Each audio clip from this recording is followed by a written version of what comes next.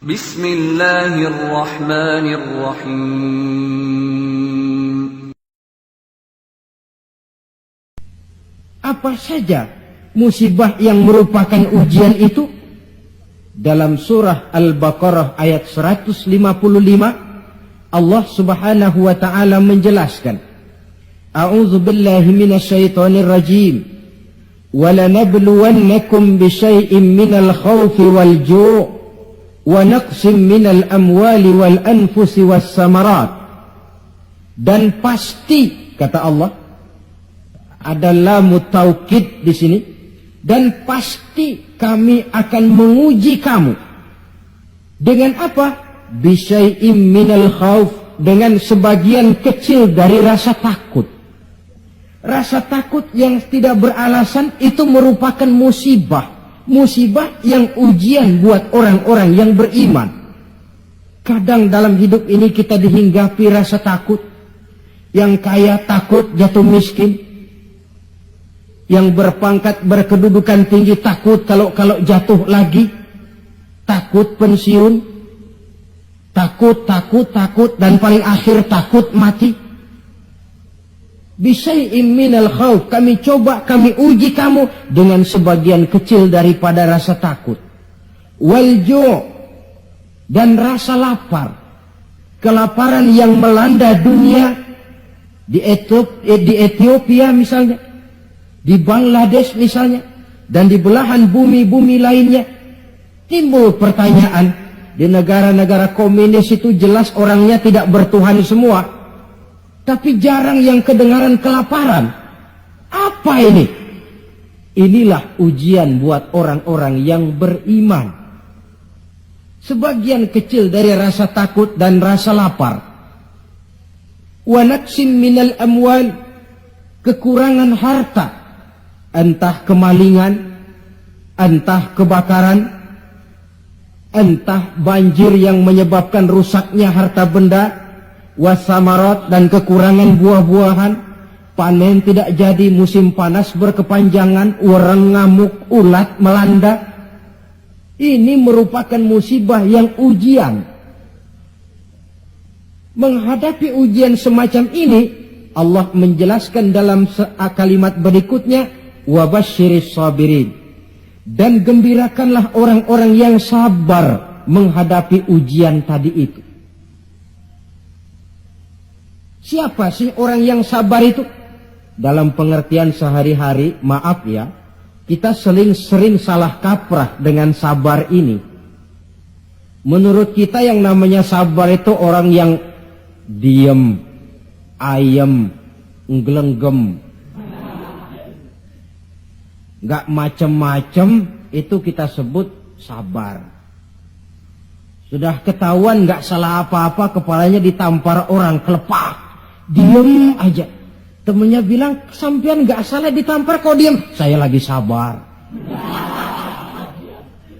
Oh, saya kira sabar yang begini ini sabar yang salah pasang. Siapa sih orang yang sabar ini? Ayat selanjutnya menjelaskan, ini yang disebut tafsirul ayat bil ayat.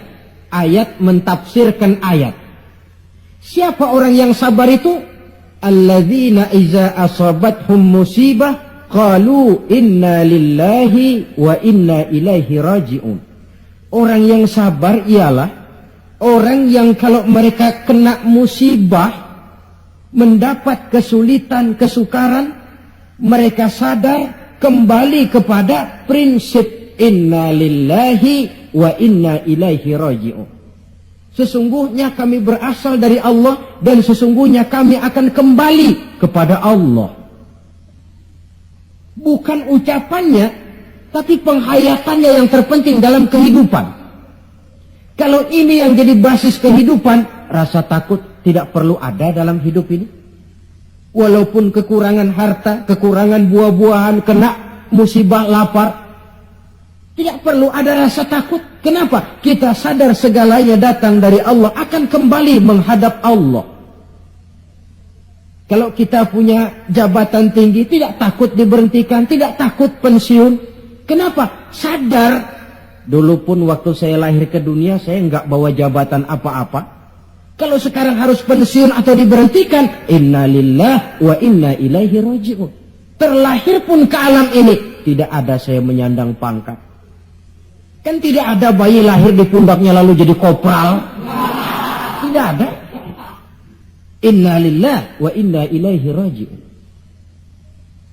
Kalau suatu saat dia kehilangan harta yang dicintainya, dia sadar lalu kembali. Dulu pun ketika lahir ke alam ini, tidak ada harta yang saya bawa, telanjang saya lahir ke alam ini. Ini namanya filsafat kehidupan yang paling mendasar. Segalanya datang dari Allah, segalanya akan kembali kepada Allah. Tanpa kesadaran ke arah itu, boleh jadi perasaan takut akan merajai hati kita. Si kaya takut miskin, si pangkat takut jatuh rendah ke bawah, dan selanjutnya. Tapi orang yang sadar segalanya datang dari Allah, segalanya akan kembali kepada Allah, apa yang perlu dirisaukan? Apa yang perlu ditakutkan?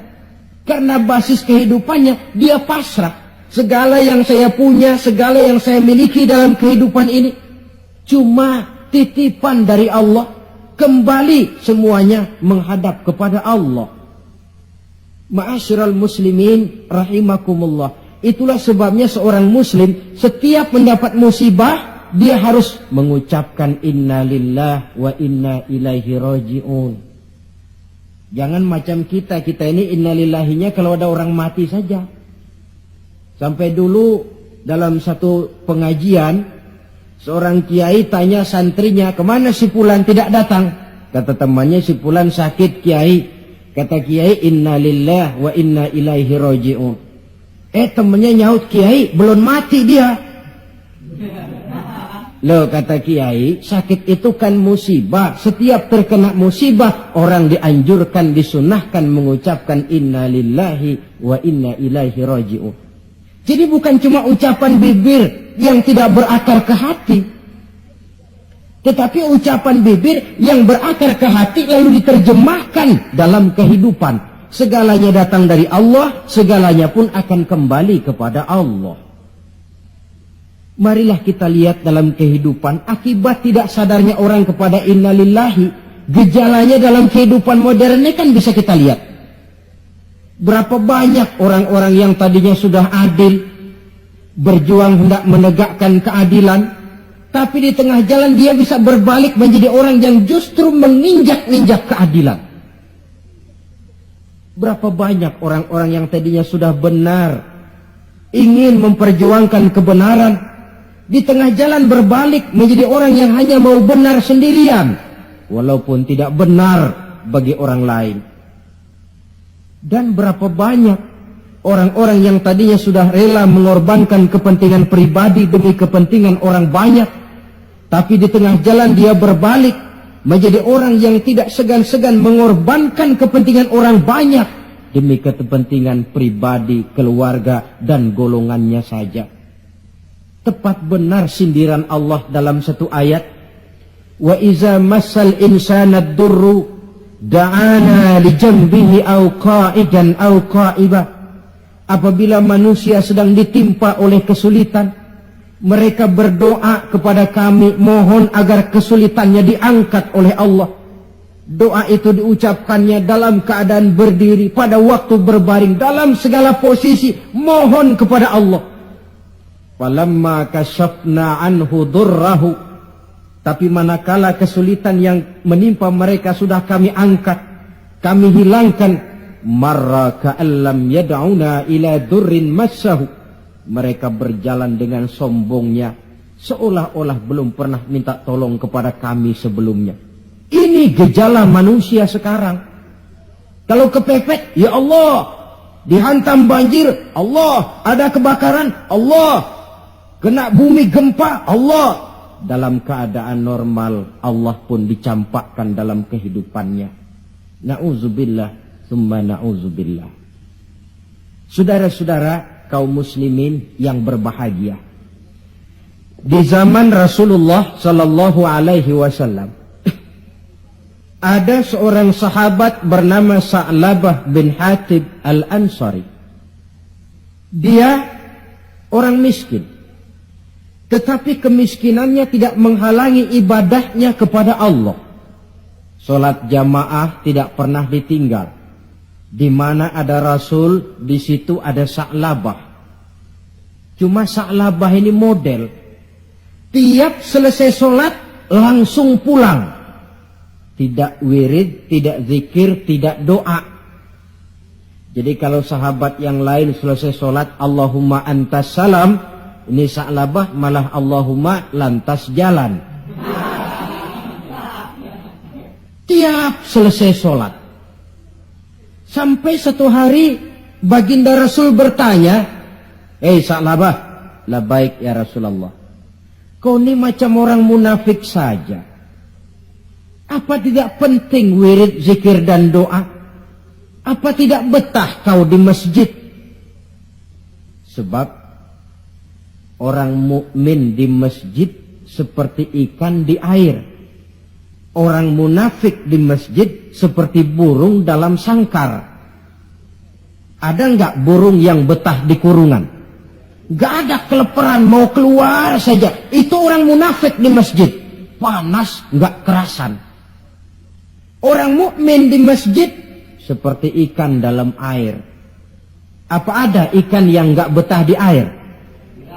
Ada. Ikan mau mati. Ya kalau ikan sudah enggak betah di air kan ikan mau mati namanya. Kalau orang mukmin sudah enggak kerasan di masjid, jiwanya sudah mau mati itu. Kau ini macam orang munafik saja Sa'labah. Maafkan saya ya Rasulullah. Kenapa? Saya bukan tidak betah di masjid. Lalu bukan pula menganggap doa, wirid dan zikir itu tidak penting. Lalu apa pasalnya?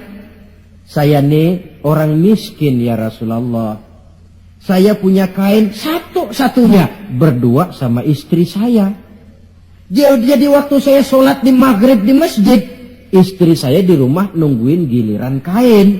Maka saya cepat-cepat pulang, aplusan kain. Oh ini kan kere ini. Oh begitu ya. Lalu gimana? Sekarang gini saja ya Rasul, ini sudah kadang ditanya. Kemarin-marin saya mau minta sendiri, malu. Ini sudah kadang ditanya lah, saya berani. Gimana? Tuankan Rasul. Lalu, namanya Rasul kan doanya jarang meleset. Jadi, tolonglah doakan kepada Allah supaya saya jadi orang kaya. Kalau saya kaya ya Rasul, saya punya kain sendiri, istri punya kain sendiri, asyik saya ibadah, saya akan wirid, saya akan zikir, saya akan tenang di masjid. Biasa, omongan orang belum punya duit. Itu selalu begitu.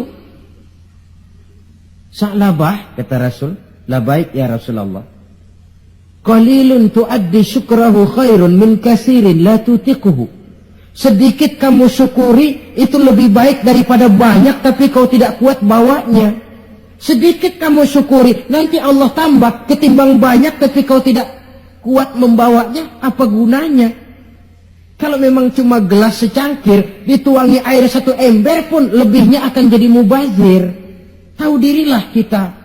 Begitu ya. Oh ya sudah kalau begitu. Pulang Sa'labah. Besoknya bertemu lagi dengan Rasul. Bagaimana Sa'labah? Sudah ya Rasul. Sudah apa? Sudah saya pikir-pikir. Lalu? Ya syukur sih syukur. Cuma saja kalau kain satu berdua rasa-rasanya repot juga awak nih nak bersyukur. Jadi bagaimana? Sudahlah ya Rasul, doakan saja saya jadi orang kaya lah. Sa'labah, saya ya Rasul. Kau ini kan orang Islam toh? Iya. Nah, orang Islam itu yang jadi contoh siapa? Tuan ya Rasulullah. Betul?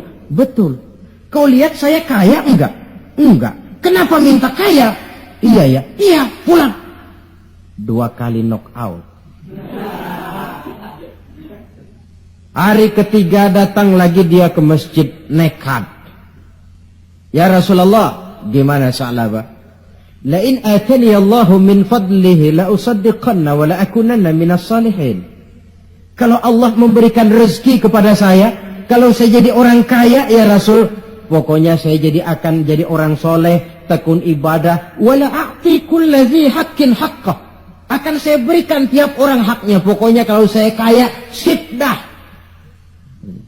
Omongan orang belum kaya memang begitu.